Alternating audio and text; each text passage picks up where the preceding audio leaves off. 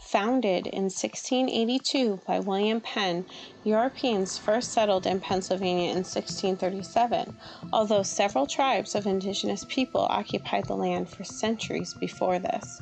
Pivotal in the French and Indian Wars, the 7 Years' War, the American Revolution, and the United States Civil War, it is no surprise that with such a rich history, our state developed a culture that is distinctive and multifaceted, full of legends and real-life heroes who risked everything for their beliefs. Today, Pennsylvania retains strong elements of folk culture developed by a combination of ideologies practiced by the varied ethnicities of original settlers, Native Americans, and shared experiences. Legends and lore passed down over centuries reveal philosophies that are as superstitious as they are religious, and even scientific, resulting in a microculture found nowhere else. Hi, you are listening to Pennsylvania Life, Legends, and Lore, where we believe that behind every great story, there is a nugget of truth. In each episode, your hosts, Ethan and Holly, will attempt to uncover that truth and preserve a part of our incredible Pennsylvanian lifestyle.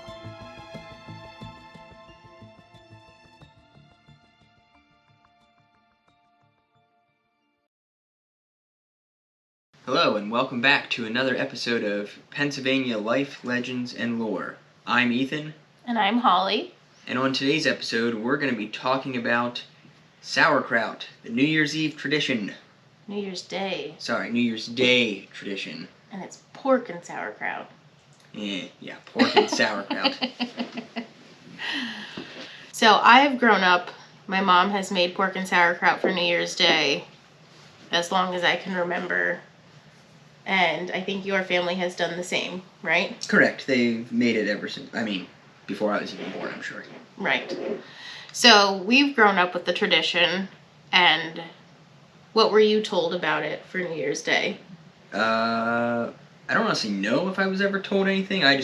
But I've heard that it was good luck, but I don't honestly remember anybody saying, from my family saying, oh, it's good luck. They just always had it. I'm not honestly a huge fan of the dish, the sauerkraut mostly. And my mom would always, she's like, just take a little bite. Just take a little bite. You have to have luck for the new year. So I've always grown up knowing that it was supposedly good luck, but I never really understood why it was good luck. Yeah, this is going to offend a lot of people in my family, but have never tried it. I just don't like the smell of it. It doesn't smell good, and I am one of those people that if it doesn't smell good, it could probably taste really good, but I'm still not going to try it. Maybe it's time to suck it up and try it next year. Next year. But so you're already done for this year because you didn't try it. I mean, I didn't either. So, but I've tried it before. It's just very, very tart for me.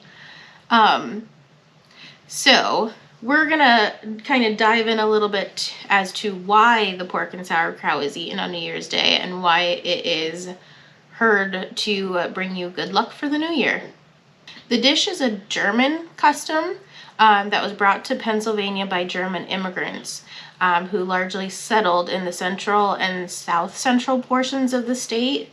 So Germans and other pig-raising cultures have been eating these dishes for centuries, and today pork and sauerkraut are just common pairings.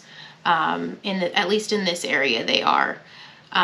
Which is what is interesting to me is I just assumed that on New Year's everybody in the entire world ate pork and sauerkraut for.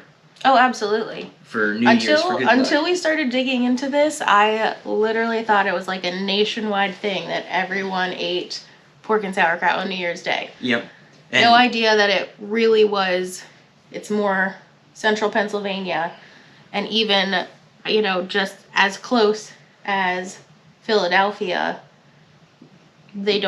some people don't necessarily recognize this tradition. Right. Which blew my mind.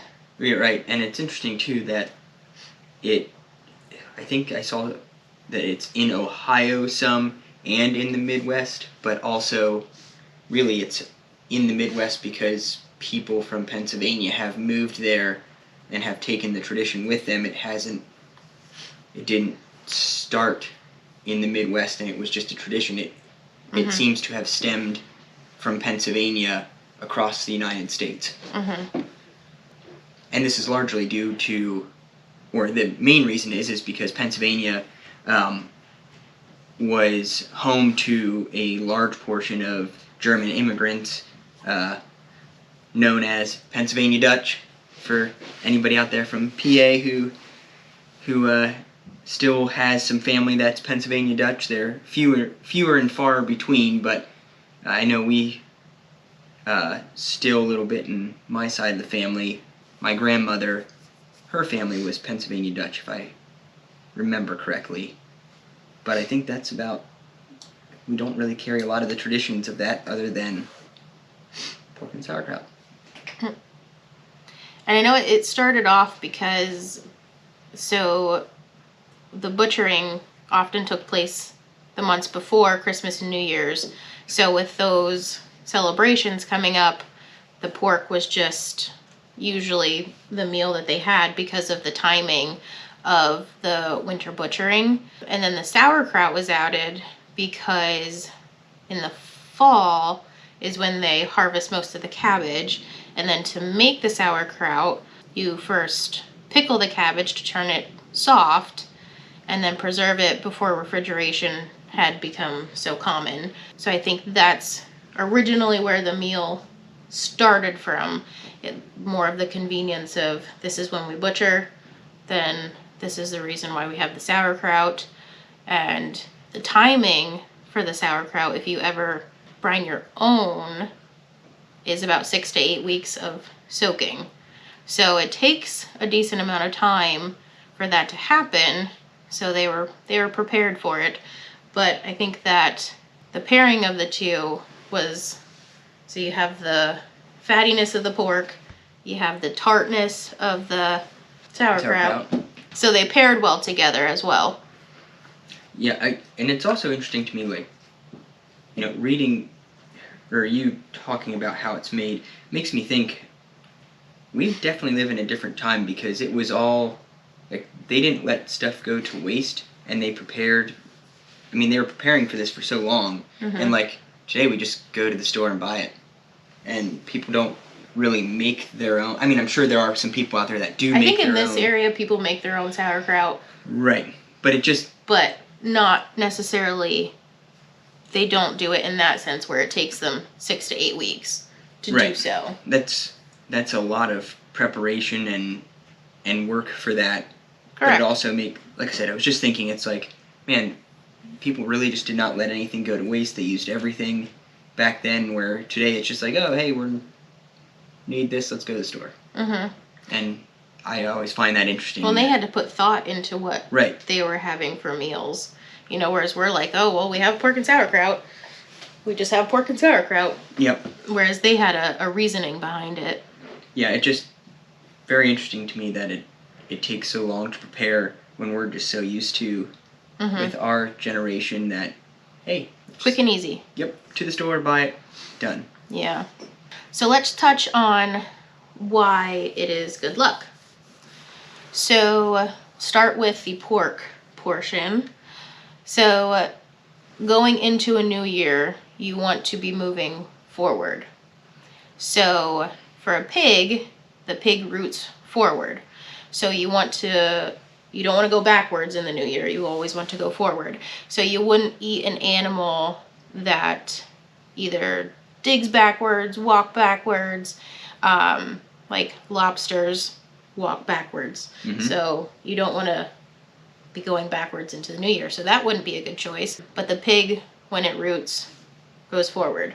So that was a big luck moving forward. So one of the other reasons as to why the pork is good luck, embedded in old world beliefs about the pigs and their animal form, which is an Irish deity, Lug, who is believed to have controlled good luck, money, and wealth.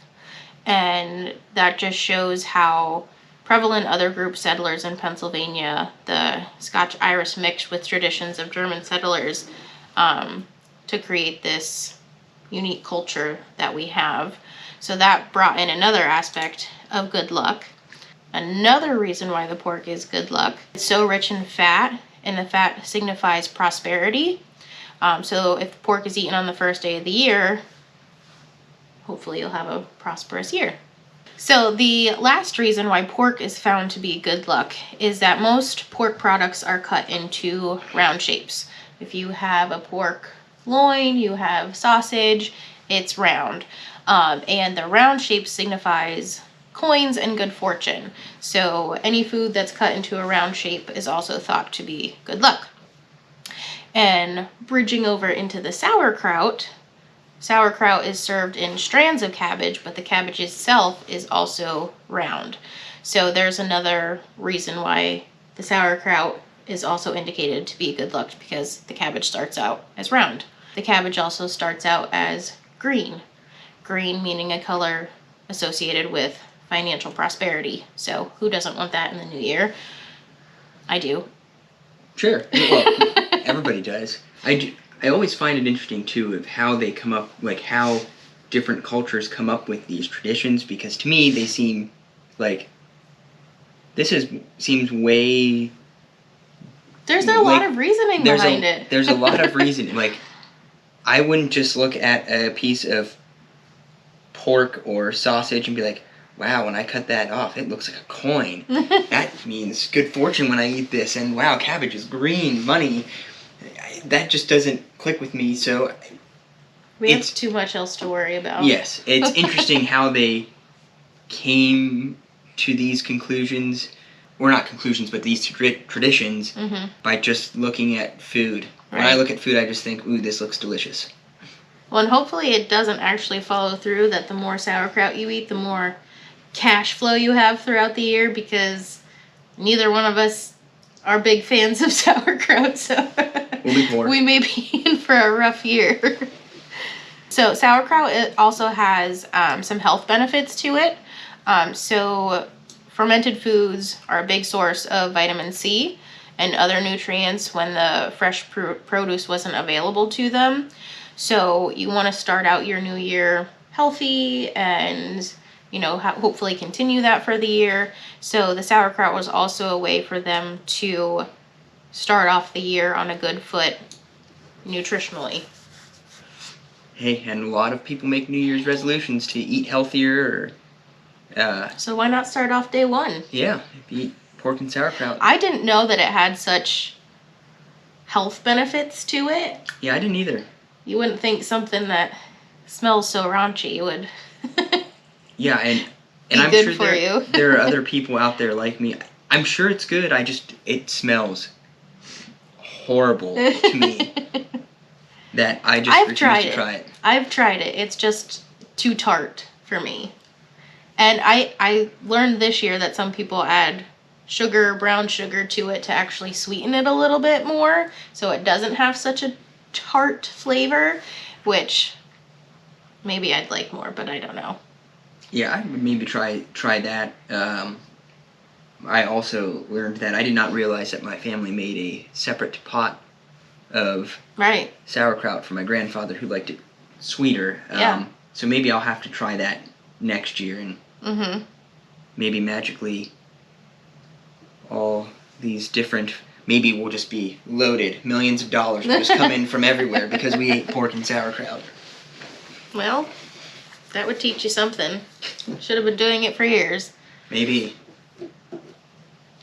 So, I mean, I didn't know a lot about pork and sauerkraut. I just thought it was, you're supposed to eat it. It brings you luck, and that was it. I didn't realize there was so much backing to it, I guess, for the reasoning behind why it was good luck. I was just always told that growing up. And I know, like, nowadays it's just so common in this area that everybody eats it. Church groups do it. You know, like, it's just, I guess I just really didn't realize how it was only in this area. Right. I really thought it was a nationwide thing that everybody just ate pork and sauerkraut. Yeah, I thought the same. It's interesting that it just comes from the Pennsylvania German culture and how much it influences us, and how we like to keep traditions alive.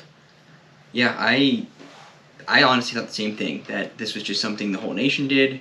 I thought it was just a, I guess, wacky tradition that somebody just one Right. day decided, hey, eat pork and sauerkraut for New Year's and it'll be good luck, and it just, everybody took to that. That part just carried on. Yeah.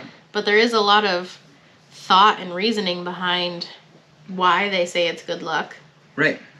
which I didn't know. Yeah, a lot more than I knew. The only thing I knew going into this was I couldn't remember the crab digging backwards, but I did remember Lobster. or the lobster. That's right. Walking backwards. Walking backwards. Yes. I think I had heard maybe it was like a chicken scratches backwards when they scratch, but I did know that the pork, that you ate pork because pigs scratch forward when they eat, and that's moving forward. I knew that part of it, but the rest of it I did not know. I just thought it was Yeah, I didn't some even know that much. Which hoax makes tradition sense. that somebody came up with and passed to everybody and convinced everybody they needed to do this. And it didn't. Yeah, just didn't realize it had such a deep tradition. Yeah, I didn't either. Thanks everyone for listening. Our next episode is going to be on Punxsutawney Phil, who is in himself a huge Pennsylvania legend, actually huge national, maybe world legend. I don't know if he goes cross-world, but anyway. We'll find out. We'll find out. Tune in for our next episode of Pennsylvania Life, Legends, and Lore. And hopefully your pork and sauerkraut brings you luck this year.